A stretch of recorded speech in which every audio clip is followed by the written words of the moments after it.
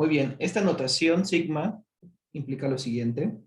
Tengo que, si yo quiero representar la sumatoria de k igual a 1 hasta n de la fórmula de recurrencia k, ¿qué significa? Pues esto es simplemente que voy a tomar el subíndice k y lo voy a ir variando de 1 hasta n. Esto es, voy a empezar con A1, el elemento A1, más A2, más A3, más A4, más sucesivamente hasta AN. Si se fijan, el índice que está variando es el K. El K es el que varía y voy sumando cada uno de los términos. Esto significa la sumatoria. Estoy sumando n términos con la fórmula de recurrencia que me está diciendo aquí. ¿Cómo voy variando cada uno de esos términos? El índice que se encuentra aquí es el que me va a decir. Es K, o también se puede llamar I o F. Este generalmente le denominamos como un índice mudo. ¿Ok?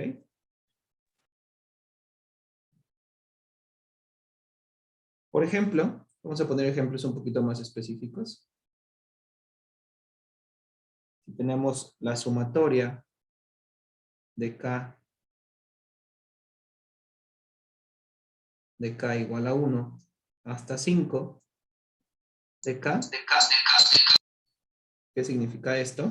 Pues esto simplemente es donde hay K empieza a variar. Esto es 1 más, después del 1 seguiría el 2, más 3, más 4, más 5.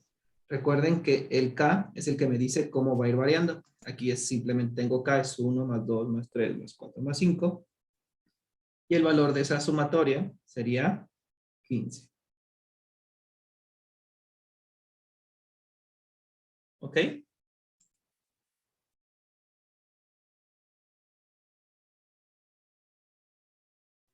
Sí, maestro. Muy bien, vamos a hacer otro ejemplo. ¿Puedo cambiar?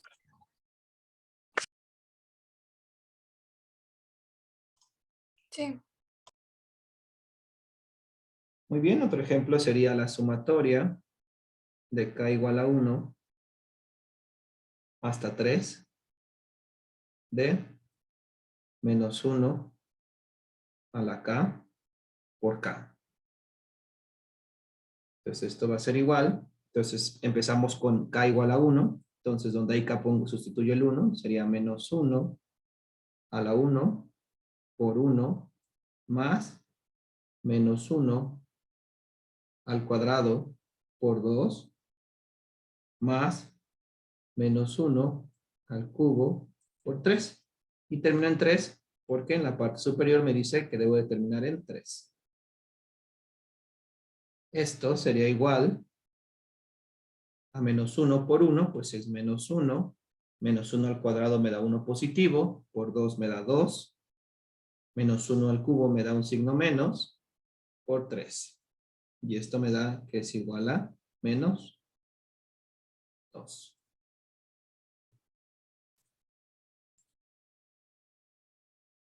Profe, entonces siempre se va a ir sumando uno.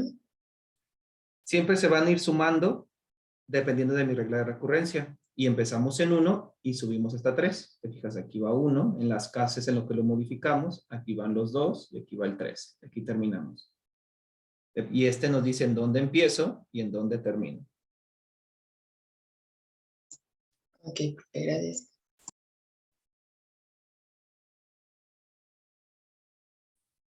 Muy bien, otro ejemplo sería el siguiente. La sumatoria de K igual a 1 hasta 2 de K entre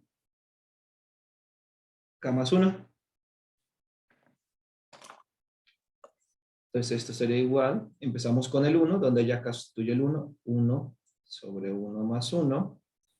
Y luego voy con el siguiente, sería 2 sobre 2 más 1. Y ya no sigo ahí porque me dice que termine en 2. Entonces, esto sería igual a 1/2 más 2/3. Que eso es igual a 7/6. ¿Ok? ¿Está quedando clara esta notación de sumatorias?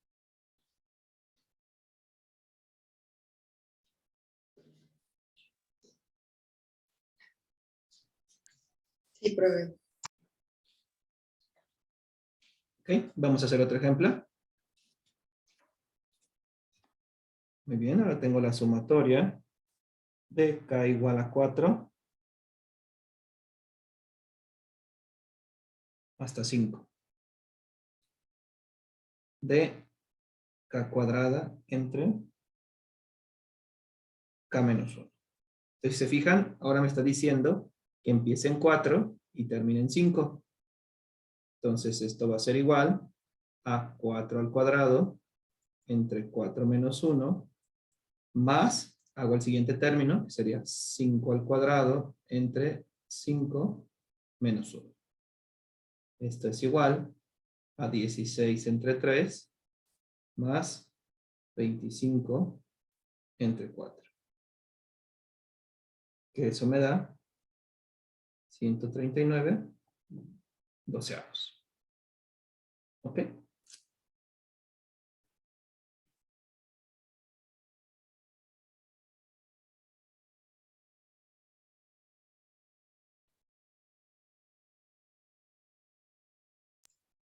Profe, que no esa era sumar 5 veces. No. O sea, recuerda lo que nos dice. Aquí empiezo con... Este me dice dónde empiezo y dónde termino. Aquí me dice que empiece en 4, no desde 1. Entonces empiezo en 4 y luego sumo hasta llegar al 5. El siguiente es el 5. No es sumar 5 veces. Por eso es muy importante el índice de abajo. Nos dice dónde empezamos y aquí me dice dónde terminamos. Ah, ok, ya entendí, profe. Gracias. No de nada.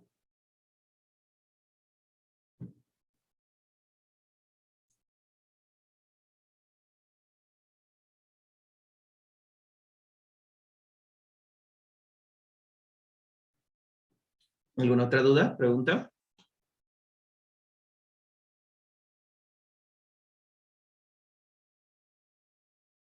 No, No, profe. maestro. Muy bien. Entonces, vamos a ver algunas propiedades de la sumatoria. Entonces, la sumatoria de k igual a 1 hasta n de dos fórmulas de recurrencia, AK más BK. Esto simplemente va a ser igual a la sumatoria de cada una. La sumatoria de k igual a 1 hasta n de AK más la sumatoria de k igual a 1 hasta n de BK. Sea nuestra primera. La segunda tiene que ver con la resta de dos sumatorias, de dos fórmulas de recurrencia, AK más BK, va a ser igual, perdón, aquí es un signo menos, la sumatoria de K igual a 1 hasta N, de AK menos la sumatoria de K igual a 1 hasta N, de BK.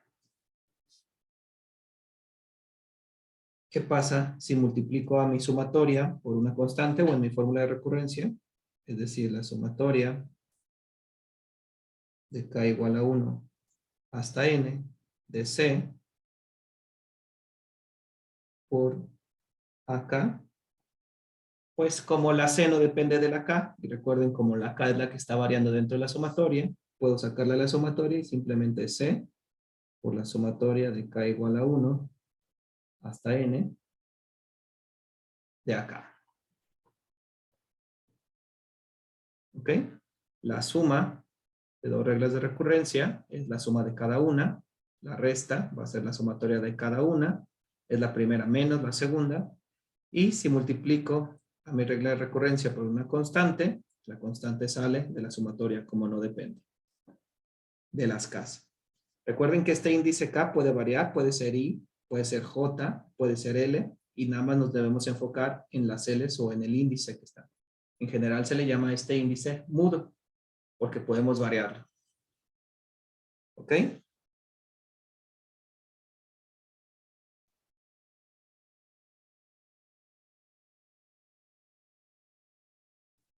Sí, profe. Muy bien, voy a cambiar. Y por último, nuestra última propiedad es si tengo la sumatoria de k igual a 1 hasta n de una constante c, esto simplemente es n veces la constante. ¿Sí? Entonces, siempre que no tenga una dependencia de k y esté haciendo la sumatoria, entonces lo que voy a hacer simplemente va a ser n veces mi constante multiplicada.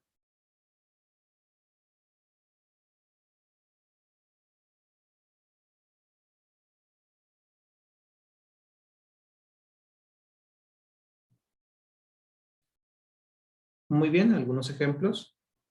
Tengo la sumatoria de k igual a 1 hasta n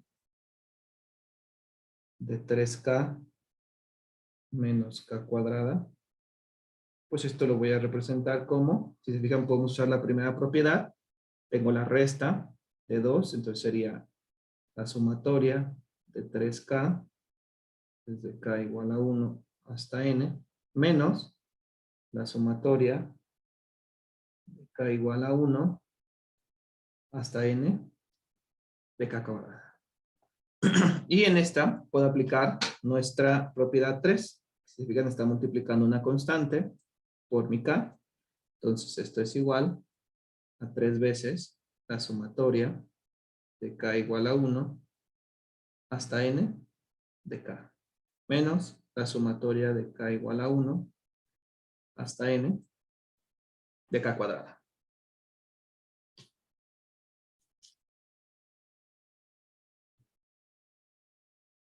¿Ok? Sí, profe. Muy bien. Otro ejemplo, ¿puedo cambiar? Sí, profe. Sí. Muy bien, otro ejemplo sería la sumatoria de k igual a 1 hasta 3 de k más 4. Esto va a ser igual a la sumatoria de k igual a 1 hasta 3 de k por la propiedad 1 más la sumatoria de k igual a 1 hasta 3 de 4. Entonces, podemos calcular ese valor. Se fijan, mi primera sumatoria sería 1 más 2 más 3. Y como tengo la k, va desde 1 más 2 más 3. Termina en 3. Y el siguiente podemos usar la propiedad 4. Fijan, aquí tengo una constante. Entonces, eso vimos que es 4 por n, que en este caso es 3. Entonces, esto es igual a 3 más 2, 5 y 1, 6, más 4 por 3 son 12, que me daría 18.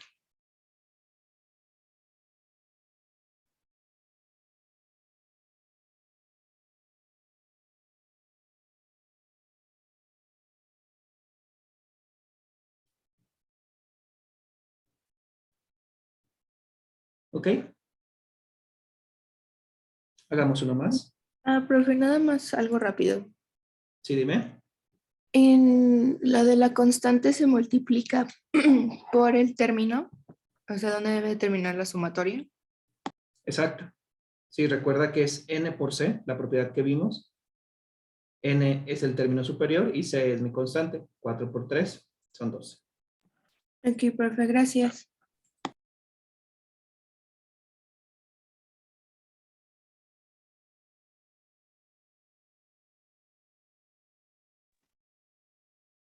Muy bien, vamos a hacer un último. El siguiente me dice que quiero hacer la sumatoria de k igual a 1 hasta n de 1 sobre n. Entonces, este es muy sencillo. Si se fijan, mi índice es k. Recuerden que este es el importante para decir cómo voy a ir avanzando en la sumatoria. Y aquí no tengo ninguna k. Por lo tanto, esto es una constante. Entonces, esto va a ser 1 sobre n por el límite superior. El límite superior es n. Entonces, esto es igual. Aquí tengo un 1 abajo. Se simplifica este con este y simplemente tengo que esto es 1.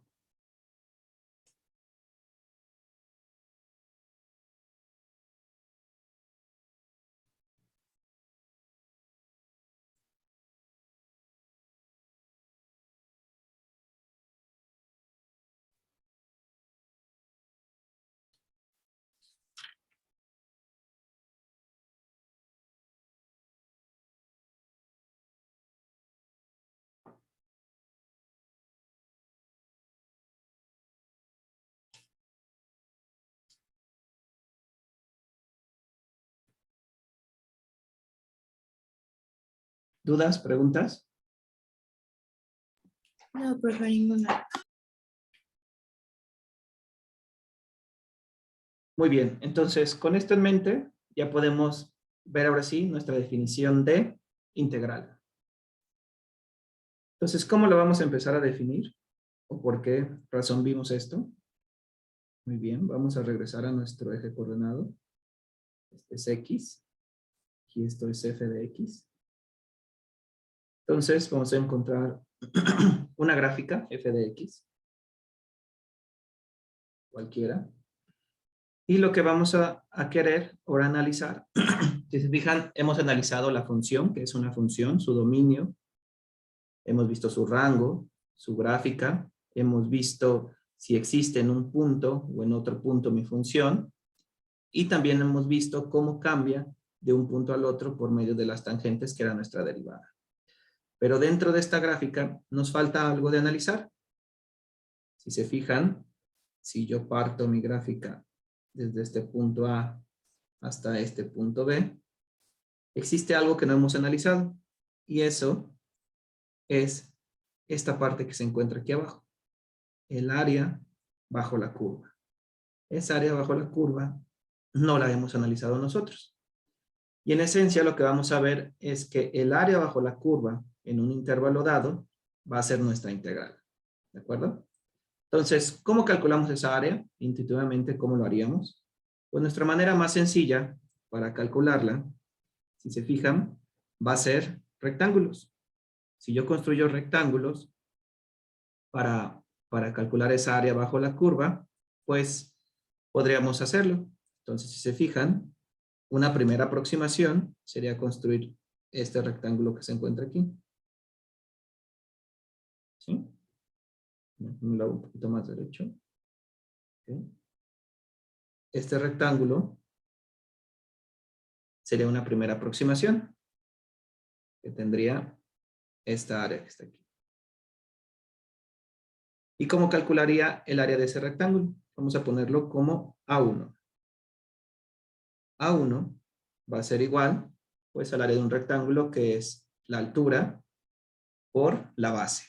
Si se fijan, la altura va a ser A, porque estoy diciendo que empiece en A, y la base va a ser B menos A. Entonces, mi altura es mi función evaluada en A, que va a ser este punto. Estoy en A, pero quiero saber hasta dónde llego. Pues sería f de A por mi base, que es B menos A. ¿Ok? Pero si se fijan, ¿qué es lo que estoy viendo? Es que no es el área correcta bajo la curva. Estoy perdiendo toda la información que se encuentra arriba de este rectángulo. Entonces, ¿qué podemos hacer ahora? Pues tal vez no es construir un rectángulo, sino construir dos. ¿Qué tal si pongo otro punto que le voy a llamar C? Vamos a llamarle C1. ¿Sí? Ese C1, y construyo dos rectángulos. Un rectángulo que vaya de aquí hasta acá, y el otro que vaya en donde empieza B. Bueno, aquí este es B, hasta aquí. Entonces ahora mi área va a ser toda esta que se encuentra aquí. Y la voy a calcular, voy a decir mi área 2, que significa, voy a tomar dos rectángulos, es igual a la altura del primer rectángulo. Se fijan, la altura del primer rectángulo es esta que está aquí, f de C1, porque la estoy tomando hasta aquí. Entonces va a ser f de C1 por su base, esta es la altura, y esta es la base va a ser C1 menos A. ¿Ok? Más la de mi segundo rectángulo, que va a ser su altura, ahora va a ser B, f de B, por su base va a ser B menos C1. En este caso lo voy a tomar como B menos C1. ¿Están de acuerdo?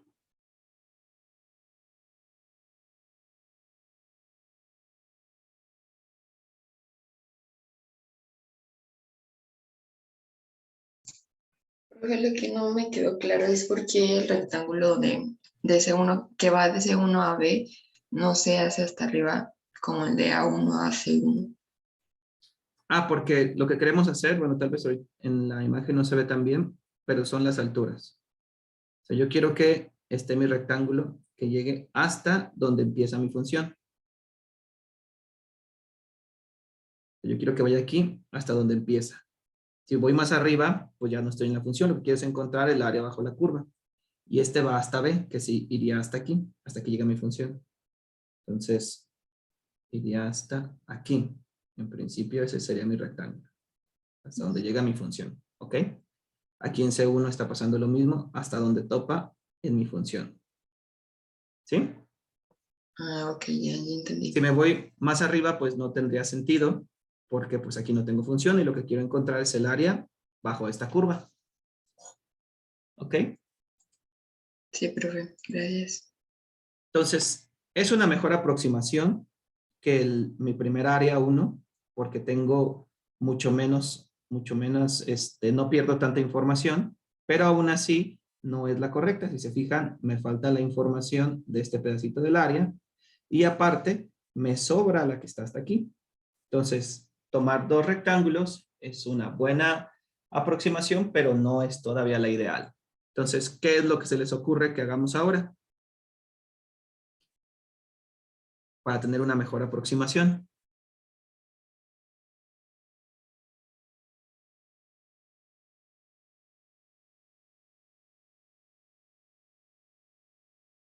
Pues es muy sencillo, pues ya sabemos cuál es la tendencia. Si tomo más rectángulos para descubrir el área bajo mi curva, pues voy a tener una mejor aproximación.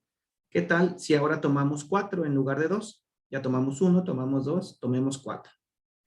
Entonces, voy a borrar esta parte de aquí abajo.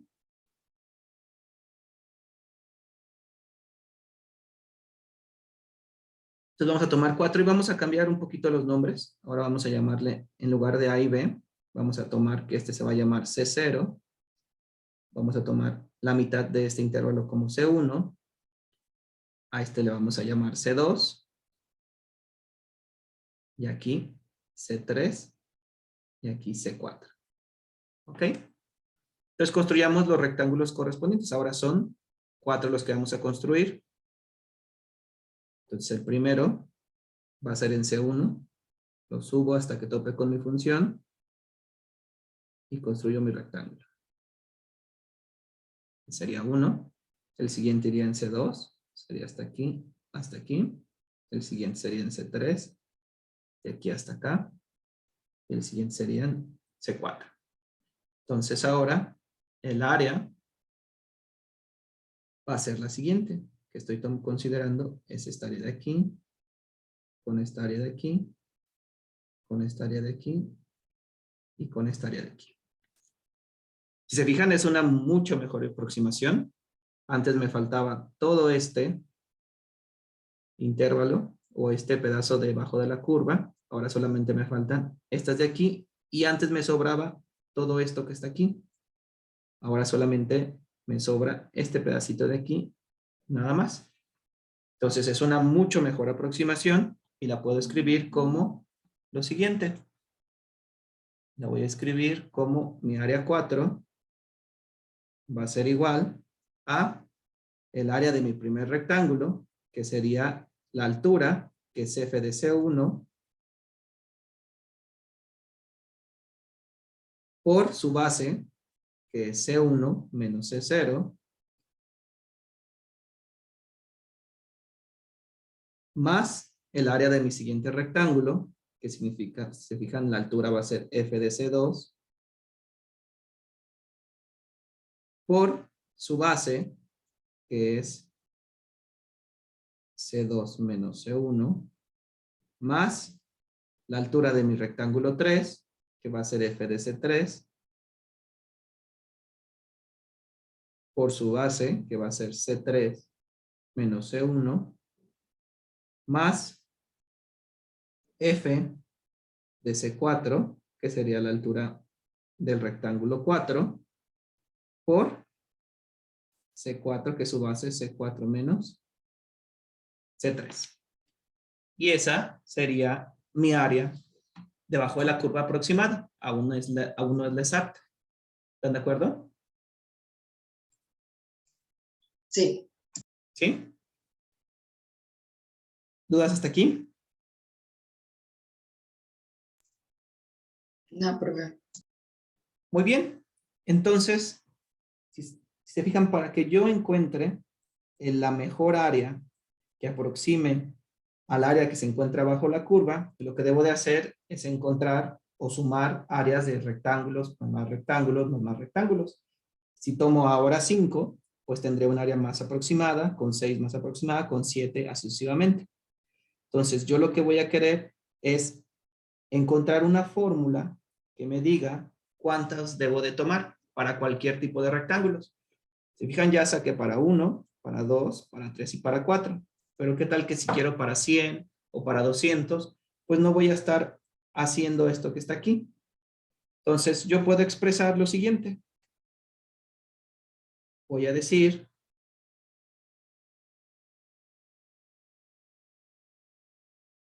que el área de mi enésimo rectángulo va a ser igual a, si fijan, lo voy a tomar como el área de 1, bueno, perdón, va a ser igual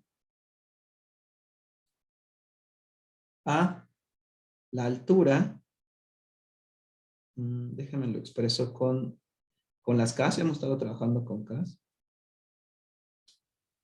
va a ser de la siguiente manera, va a ser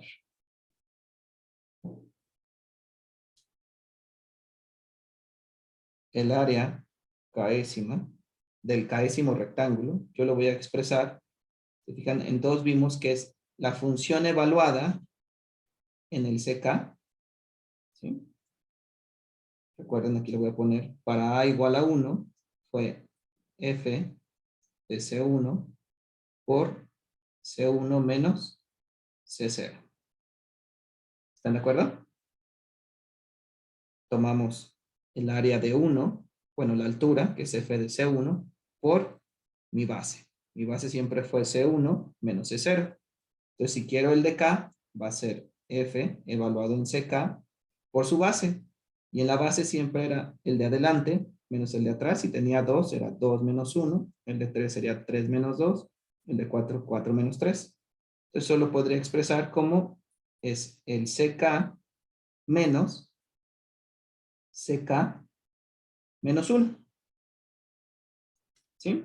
Tomo el valor de CK menos 1 anterior, que es 4 menos 3. Si fuera CK igual a 2, sería 2 menos 1, y FCC de 2 me da esta área de este rectángulo. ¿Están de acuerdo? Sí, ¿Ok? Entonces, ahora quiero sumar todos los rectángulos que ya puedo tomar con esta forma de recurrencia que tengo. Pues como vimos en nuestras diapositivas pasadas, pues ahora sí, mi área aproximada va a ser igual a la sumatoria desde K igual a 1 es hasta el rectángulo N de F de CK por CK menos CK menos Y vamos a renombrar. Vamos a decir que delta de xk lo voy a denominar como ck menos ck menos 1. Por lo tanto, el área va a ser igual a la sumatoria de k igual a 1 hasta n de f de ck por ck menos 1. ¿Ok? ¿Queda claro hasta aquí?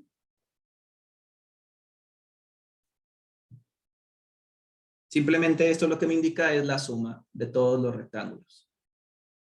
Hasta el rectángulo enésimo. Si quiero sumar 10 rectángulos, ese va a ser. Y le vamos a poner un subíndice n, diciendo que es el área de la suma de los n rectángulos. Ok, voy a terminar la videollamada porque ya se nos va a terminar y ahorita se vuelven a conectar para seguir. Profe, ¿le puede regresar tantito al anterior, por favor? Ok. A ver si alcanzamos porque se nos va a cortar.